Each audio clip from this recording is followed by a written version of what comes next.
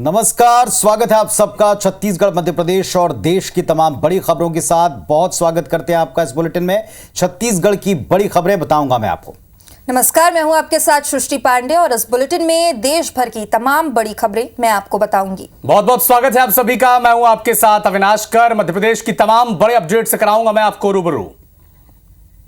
तो प्रधानमंत्री नरेंद्र मोदी आज महाराष्ट्र के अकोला में चुनावी रैली कर रहे हैं। महाराष्ट्र में 20 नवंबर को होने वाले विधानसभा चुनाव से पहले पीएम की ये लगातार तीसरी रैली है। इससे पहले उन्होंने 8 नवंबर को नासिक और धुले में रैली की थी।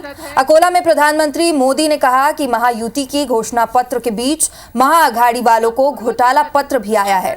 अब पूरा देश जानता है कि महाअघाड़ी मतलब भ्रष्टाचार, महाअघाड़ी यानी पैसों की उगाही, महाअघाड़ी मतलब ट्रांसफर पोस्टिंग का धंधा। हम महाराष्ट्र को कांग्रेस का एटीएम नहीं बनने देंगे। जो कांग्रेस पार्टी घोटाले करके चुनाव लड़ रही हो, वो चुनाव जीतने के बाद कितने घोटाले करेगी, हमें महाराष्ट्र में बहुत सावधान रहना है। नीचे बिंदी है। हम महाराष्ट्र को महाअघाड़ी के महाघोटालेबाजों का एटीएम नहीं बनने देंगे। इधर रायपुर दक्षिण विधानसभा उपचुनाव में एक नई जंग छिड़ गई। सांसद बृजमोहन अग्रवाल और पूर्व डिप्टी सीएम टीएस सिंहदेव के बीच की यह जंग है। सांसद बृजमोहन अग्रवाल ने कांग्रेस को सीधे सीधे चैलेंज कर दिया कि चुनाव अब की बार जो होने वाले हैं इसमें 2023 से ज्यादा वोट पाकर दिखाएं। सांसद के इस चैलेंज को टीएस सिंहदेव, पूर्व डिप्टी सीएम, उन्होंने स्वीकार कर लिया है और कहा है कि ठीक है, आपका चैलेंज हमको एक्सेप्ट है। चैलेंज कौन जीतेगा ये वक्त बताएगा। फिलहाल हम आपको दोनों दिग्गजों की प्रतिक्रिया सुनवा देते हैं, या यूं कहें चैलेंज और एक्सेप्ट करना दिखा देते हैं।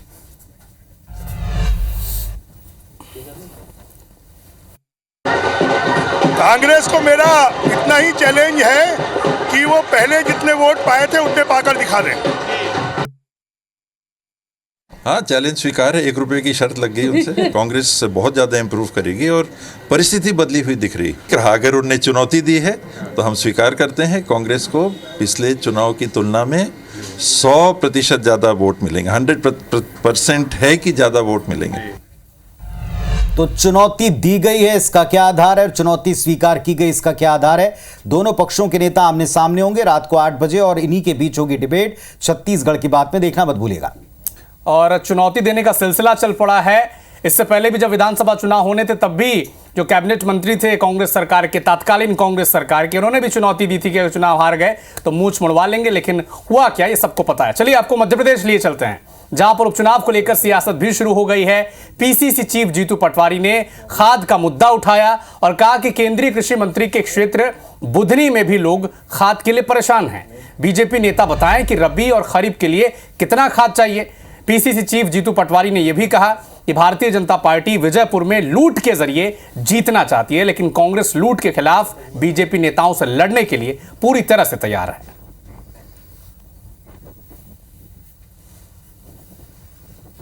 बुधनी में वो कह रहे हैं खाद की किल्लत है, तो लोगों का पिछली बार 1,08,000 से जीती थी बीजेपी। अगर खाद सही होगा तो 1,09,000 से जीतनी चाहिए। अगर लोग बुधनी में बीजेपी के खिलाफ हुए हैं तो लॉजिक है, कुछ तो हुआ है। मैं सोचता हूँ वोट मिला है आपको, इसके मद में मत हुआ। लोगों की, किसानों की आंखों में मिर्ची मत झोंको। खाद की किल्लत है और उसके लिए किसान त्राई कर रहा है और इसके लिए दोषी और अपराधी है तो बीजेपी की सरकार। और रुक करेंगे एक और नेशनल खबर का। महाराष्ट्र चुनाव प्रचार के बीच तेलंगाना के सीएम रेवंत रेड्डी और हिमाचल प्रदेश के मुख्यमंत्री सुखविंदर सिंह सुक्खू ने प्रेस कॉन्फ्रेंस की। इस दौरान उन्होंने प्रधानमंत्री मोदी के 1 नवंबर को लगाए आरोपों का जवाब दिया है। उन्होंने कहा, नरेंद्र मोदी ने तेलंगाना सरकार और कांग्रेस की गारंटी के बारे में झूठ बोला, जबकि देश में सबसे ज्यादा किसान आत्महत्या के मामले महाराष्ट्र में हैं और तेलंगाना में कांग्रेस सरकार ने जो वादा किया वो निभाया है। बता दें, पीएम मोदी ने एक्स पर पोस्ट में लिखा था कि कांग्रेस को ये बात अब समझ में आ रही होगी कि झूठे वादे करना तो आसान है, लेकिन उन्हें सही तरीके से लागू करना मुश्किल या नामुमकिन है। हिमाचल प्रदेश, कर्नाटक और तेलंगाना विकास की गति और वित्तीय सेहत बद से बदतर होती जा रही है। पीएम के इन्हीं आरोपों का जवाब उन्होंने दिया है प्रेस कॉन्फ्रेंस के जरिए। महाराष्ट्र के बीजेपी उनके साथियों तेलंगाना के खिलाफ कुछ झूठे बातें कह रहे थे।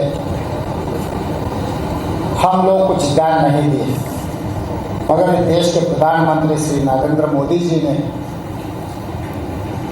तेलंगाना के बारे में और हमारे गारंटीज के बारे में झूठ बोलना शुरू किए। तो मैं ये सोचा था मोदी जी ने झूठ बोलना नहीं छोड़े तो हम सच्चा बोलना भी नहीं छोड़ने वाले हैं।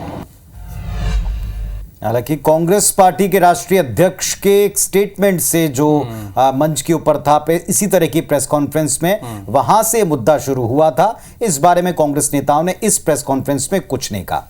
एक तरफ मध्य प्रदेश में खाद की किल्लत की तस्वीर आपने देखी, तो छत्तीसगढ़ में धान खरीदी पर सियासत शुरू हो गई है। छत्तीसगढ़ सरकार 14 नवंबर से धान खरीदी की प्रक्रिया शुरू करेगी, लेकिन इसके पहले बयान आने लगे हैं। पूर्व खाद्य मंत्री अमरजीत भगत ने धान खरीदी के लक्ष्य और तैयारी को लेकर सरकार को घेरा है। भगत ने कहा कि 160 लाख मीट्रिक टन धान खरीदी का लक्ष्य है, लेकिन सरकार ने ना तो केंद्रों की संख्या बढ़ाई ना वक्त बढ़ाया। इतनी बड़ी मात्रा में धान खरीदी कैसे होगी? क्या बिचौलियों और कालाबाजारी को बढ़ावा देना है? कांग्रेस सरकार के समय जब लक्ष्य बढ़ाया तो सुविधाएं उसी अनुपात में बढ़ाने का दावा भी किया।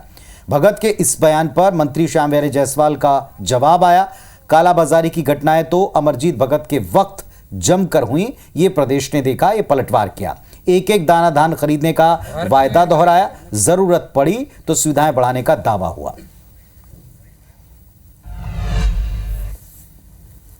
हमारे समझ में नहीं आता है कि आपको 1,60,000 मीट्रिक टन खरीदी करना है और आपने ना धान खरीद केंद्र बढ़ाया है ना समय बढ़ाया है, तो कैसे उतने समय में कर लेंगे? जो बिचौलिए उनके हाथ में ढकेलने का काम कर रहे हैं। हमारी सरकार आने के बाद हम लोगों ने 145 लाख मीट्रिक टन धान, लगभग उसका 1.5 गुना से थोड़ा सा कम हम धान खरीदे। क्या बात करेंगे अमरजीत भगत जी, उनके समय में खुद ही इतना कालाबाजारी था, किसानों का शोषण हो रहा था। भोपाल में सरकारी दफ्तर में महिला कर्मचारी से छेड़छाड़ का मामला अब सामने आया है, जहां पर कृषि विभाग के सहायक संचालक पर यह गंभीर आरोप लगे हैं। पीड़िता ने कोहे फिजा थाने में सहायक संचालक पर एफआईआर दर्ज कराई है। पीड़िता के मुताबिक अधिकारी बीते 3 साल से कई बार उसके साथ इस तरह की हरकत, छेड़छाड़ कर चुका है। उसने पहले भी अधिकारी के खिलाफ शिकायत की है, लेकिन उस पर कोई कार्रवाई नहीं हुई। पुलिस ने महिला की शिकायत पर एफआईआर दर्ज कर जांच भी शुरू कर दी है। झारखंड के मुख्यमंत्री हेमंत सोरेन के निजी सचिव सुनील श्रीवास्तव के घर पर इनकम टैक्स की छापेमारी हुई है। टीम ने सुनील कुमार श्रीवास्तव और उनके संबंध रखने वाले 17 ठिकानों पर रेड मारी है। जानकारी के मुताबिक इनकम टैक्स की रेड रांची में 7 जगह और जमशेदपुर में 9 जगह के करीब छापेमारी चली है। जमशेदपुर के अंजानिया इस्पात समेत अन्य ठिकाने भी इसमें शामिल हैं। छापेमारी को लेकर विस्तृत जानकारी आना अभी बाकी है। इनकम टैक्स की ये कार्रवाई ऐसे समय में हुई जब 13 नवंबर को पहले फेज की वोटिंग होनी है। इधर छत्तीसगढ़ के बलौदा बाजार के पलारी थाने में देर रात को बीजेपी नेताओं ने जमकर बवाल मचाया। हंगामा करने वाले नेताओं में बलौदा बाजार बीजेपी जिलाध्यक्ष सनम जांगड़े, पलारी नगर पंचायत अध्यक्ष यशवर्धन वर्मा समेत सैकड़ों बीजेपी कार्यकर्ता मौजूद हैं। पूरा मामला देर रात का है। जानकारी ये बताती है कि नगर पंचायत अध्यक्ष यशवर्धन वर्मा देर रात बस स्टैंड के सामने अपने कुछ दोस्तों के साथ शराब पीकर तेज आवाज में अश्लील गाने सुन रहे थे और तभी पलारी पुलिस को इस बात की खबर किसी ने दी। पलारी टीआई केसर पराग 2 सिपाही मनीष बंजारे और मोहन राय को लेकर मौके पर पहुंचे।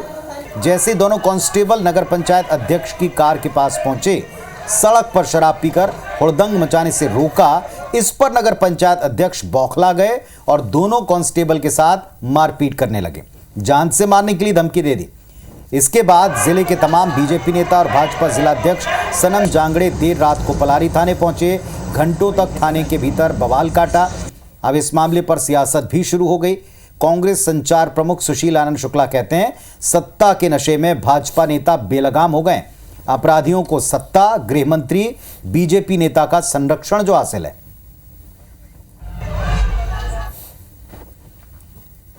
कानून व्यवस्था को बनाने के बजाय आप राजनीतिक काम में लगाएंगे, गाड़ी रोकने के काम में लगाएंगे, वसूली के काम में लगाएंगे, तो इस प्रकार के जो घटनाक्रम होते हैं वो स्वाभाविक है। बलौदाबाजार जिले के पलारी में नगर पंचायत अध्यक्ष दारू पार्टी कर रहे थे। लोगों ने शिकायत किया, हुड़दंग मचा रहे थे। पुलिस कार्रवाई करने गई थी और दुस्साहस देखिए कि पुलिस के जवानों को ही उन्होंने बेदम पिटाई किया। जो कानून का राज स्थापित करने गए थे उनको बचाने के बजाय दबाव में टीआई को सस्पेंड कर दिया गया, आरक्षक को सस्पेंड कर दिया गया। ये है भारतीय जनता पार्टी की भर्राशाही। इंदौर पुलिस ने एक पीड़िता की शिकायत पर कथित रेप की वारदात को अंजाम देने वाले आरोपी को गिरफ्तार कर लिया है। दुष्कर्म के आरोपी ने शादी का झांसा दिया, फिर दुष्कर्म की वारदात को अंजाम दिया। मल्हारगंज के थाना प्रभारी ने बताया कि पूरे ही मामले में पुलिस अब पकड़े गए आरोपी से पूछताछ करने में जुटी हुई है और पूछताछ में ही आरोपी ने बताया है कि पीड़िता की दोस्ती 2019 में इंस्टाग्राम के जरिए दीपक पटेल नाम के व्यक्ति से हुई थी, जिसने खुद को पुलिस का अधिकारी बताया था। उसने अपने जीजा की वर्दी पहनकर फोटो भी भेजी थी और इसके बाद शादी का झांसा देकर पीड़िता के साथ कई बार दुष्कर्म की वारदात को अंजाम दिया। फिलहाल पुलिस अब इस मामले की जांच में जुटी हुई है। आरोपी के द्वारा पीड़िता को शादी का झांसा देकर उसके साथ शारीरिक संबंध बनाने की बात पीड़िता द्वारा बताई गई है, जिस पर थाना मल्हारगंज पर आरोपी के खिलाफ अपराध पंजीबद्ध किया जाकर आरोपी को गिरफ्तार किया गया। पीड़िता द्वारा इसकी जानकारी दी गई है कि उसने अपने आप को पुलिस अधिकारी के रूप में उसके सामने प्रेजेंट किया था। उसकी जांच की जा रही है। अगर ये तथ्य की पुष्टि होती है तो उस पर भी वैधानिक कार्रवाई की जाएगी। उत्तर प्रदेश के फिरोजाबाद में आगरा लखनऊ एक्सप्रेसवे पर एक बस के दुर्घटनाग्रस्त होने से 5 लोगों की मौत हो गई है। हादसे में कई अन्य लोग घायल बताए जा रहे हैं। बस मथुरा से लखनऊ जा रही थी, जिस दौरान आगरा लखनऊ एक्सप्रेसवे पर खड़ी गाड़ी से ये बस टकरा गई। हादसा ड्राइवर की लापरवाही के कारण हुआ है। विष्णुदेव साय सरकार बने तकरीबन 1 साल हो रहा है और शुक्रवार को ये पहला मौका था जब पुलिस ने किसी अपराधी का एनकाउंटर करके ढेर किया। ग्लोब चौक भिलाई शूटआउट के आरोपी अमित जोश को पुलिस ने ढेर कर दिया। इसके बाद शनिवार को पुलिस टीम एनकाउंटर वाली जगह पहुंची। सीएसपी सत्य प्रकाश तिवारी की टीम ने इसकी जांच शुरू कर दी। क्राइम लोकेशन को 4 जोन में बांटकर इसकी जांच हुई। वहीं फॉरेंसिक एक्सपर्ट ने इस दौरान मॉनिटरिंग की। पुलिस को घटनास्थल पर पिस्टल के खाली बुलेट्स भी मिले हैं। तस्वीरें आपको दिखा रहे हैं, ये इन्वेस्टिगेशन की तस्वीरें हैं। कल शाम के वक्त का समय था जब अमित जोश को एनकाउंटर में ढेर किया। बताया गया कि उसने पुलिस पर फायर किया था। जवाबी फायरिंग की पुलिस ने, जिसमें वो मारा गया। इस घटना से भी पुलिस की काफी किरकिरी हुई थी। क्राइम लोकेशन पर 4 जोन में बांटकर आज उसी की तफ्तीश पुलिस टीम्स ने शुरू कर दी है। फॉरेंसिक एक्सपर्ट की टीम भी इस मौके पर शामिल रही है।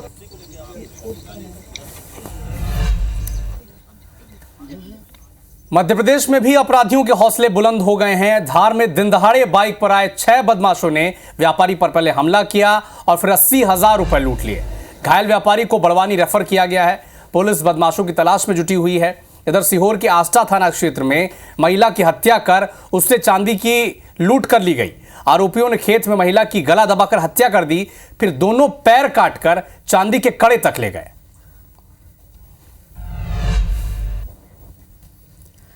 गुजरात के नवसारी में शनिवार सुबह एक गोदाम में केमिकल लीक होने के कारण आग लग गई, जिसमें 3 मजदूरों की मौत हो गई, जबकि 3 लोग घायल बताए जा रहे हैं। आग तब लगी जब मजदूर बिलीमोरिया तालुका के देवसर गांव में एक गोदाम में ट्रक से केमिकल से भरे बैरल उतार रहे थे। पुलिस के मुताबिक फायर ब्रिगेड की 5 गाड़ियों ने आग पर काबू पाया। ट्रक में एक बैरल में केमिकल लीक हो गया, जिससे सबसे पहले ट्रक में आग लगी और फिर इसके बाद गोदाम में यह आग फैल गई। इस हादसे में एक मजदूर अभी भी लापता बताया जा रहा है। गोदाम में कूलिंग ऑपरेशन जारी है। खबर है बिलासपुर से, जहां नशे में धुत युवक का हंगामा देखने को मिला। बदमाशों ने घर के बाहर खड़ी कार में तोड़फोड़ की, ईंट पत्थर से कार को क्षतिग्रस्त कर दिया। ये पूरा मामला सिटी कोतवाली थाना क्षेत्र के दयालबंद इलाके का बताया गया।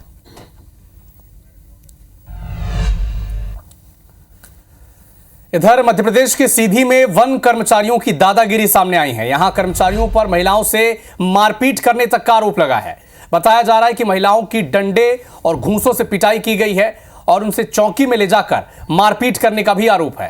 पूरा मामला पटपरा के वन चौकी का बताया जा रहा है। ये बड़े गंभीर आरोप लग रहे हैं। चौकी ले जाकर मारपीट का आरोप है, लात घूंसों से मारने का आरोप है। पटपरा के वन चौकी का यह मामला है और महिलाओं से मारपीट का आरोप लग रहा है।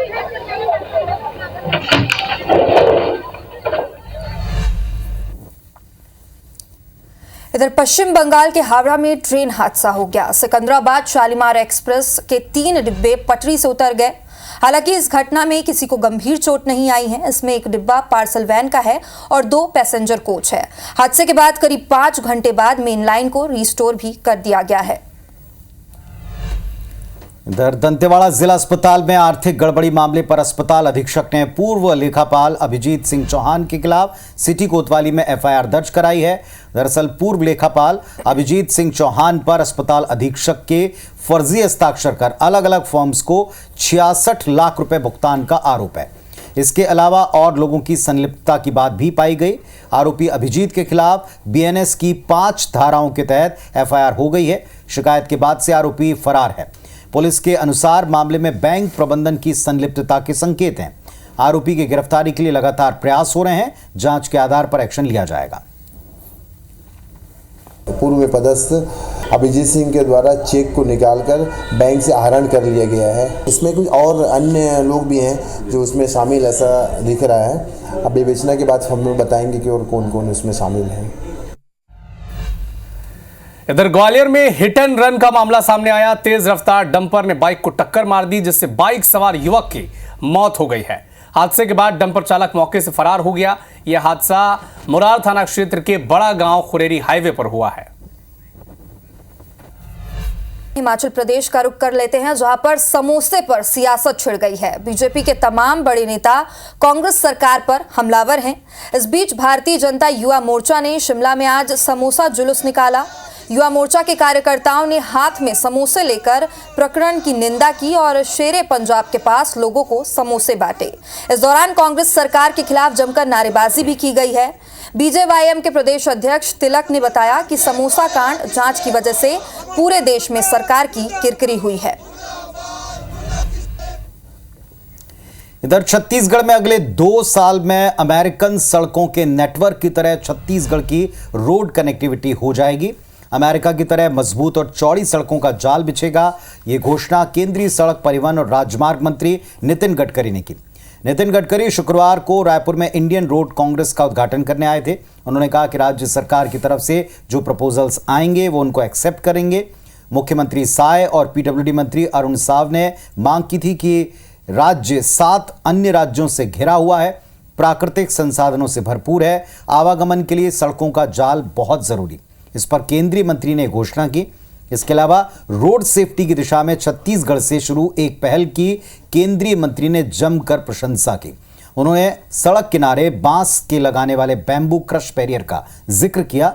अपने प्रेजेंटेशन को दिखाते हुए बताया गया कि ऐसे क्रश बैरियर सारे टेस्ट में पास हो चुके हैं। इसका इस्तेमाल अब पूरे प्रदेश में होना चाहिए। किसानों की आय बढ़ेगी, रोजगार के अवसर खुलेंगे। ये छत्तीसगढ़ के पास रायपुर से ही 45 किलोमीटर दूर पर एक कड़िया विलेज में भव्य सृष्टि उद्योग करके एक संस्था है, उनको हमने काम दिया है। स्टील यूज करने की जरूरत नहीं है, ये इको फ्रेंडली है। और मैं तो छत्तीसगढ़ में हमारे उप मुख्यमंत्री जी को प्रार्थना करूंगा कि आप पूरे छत्तीसगढ़ में लोहे के बजाय बाम्बू क्रश बैरियर तैयार करिए। इसकी टेस्ट इंदौर के इंस्टीट्यूट में हुई है। सरकार ने सब टेस्ट करने के बाद इसको सर्टिफाई किया है और इससे गांव के किसानों को बाम्बू के लिए निश्चित रूप से एक नया रोजगार मिलेगा। ये जरूर आप करिए। तो इस तरह की कई सौगातें छत्तीसगढ़ को मिली हैं। चलिए आपको मध्य प्रदेश लिए चलते हैं। स्वच्छता सर्वेक्षण में लगातार 7 बार से नंबर 1 रहने के बाद इंदौर नगर निगम ने सख्ती अब दिखाई है। स्वच्छता के नियमों का पालन नहीं करने वाले लोगों पर एक्शन लिया जा रहा है। नागरिकों से 40 लाख रुपए जुर्माना राशि वसूली की गई है। दरअसल स्वच्छता के क्षेत्र में इंदौर देश में 7 बार से नंबर 1 बना हुआ है और इसका सबसे बड़ा कारण नगर निगम की यही सख्ती है। लेकिन 8वीं बार निगम को फिर से नंबर 1 बनाने के लिए शहर की सुंदरता और साफ सफाई को और बेहतर बनाए रखना जरूरी है। इसी के लिए अब शहर में सफाई के नियम नहीं मानने वालों के खिलाफ चालानी कार्रवाई शुरू कर दी गई है। अक्टूबर महीने में कार्रवाई करते हुए लगभग 40 लाख रुपए जुर्माना वसूला गया है और अपर आयुक्त का कहना है कि इंदौर की सफाई का जिम्मा हम सबका है। स्वच्छता बरकरार रखने के लिए काम किया जा रहा है।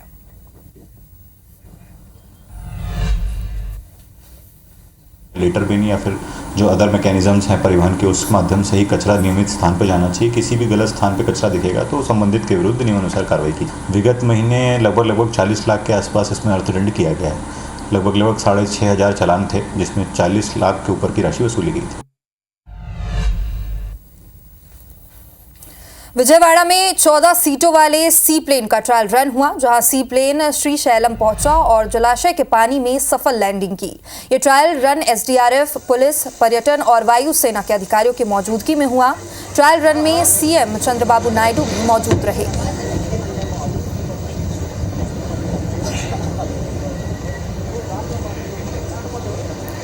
तो 14 सीटों वाले सी प्लेन का ट्रायल रन यहां पर हुआ है, जहां सी प्लेन श्रीशैलम पहुंचा और जलाशय के पानी में इसकी सफल लैंडिंग कराई गई है। एसडीआरएफ, पुलिस, पर्यटन और वायुसेना के अधिकारियों की मौजूदगी में ये सफल परीक्षण हुआ है।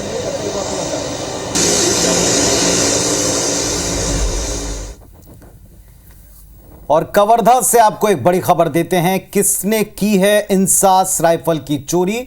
ये सवाल का जवाब पुलिस ढूंढ रही है। 7वीं बटालियन के गार्ड रूम से इंसास राइफल चुराई गई।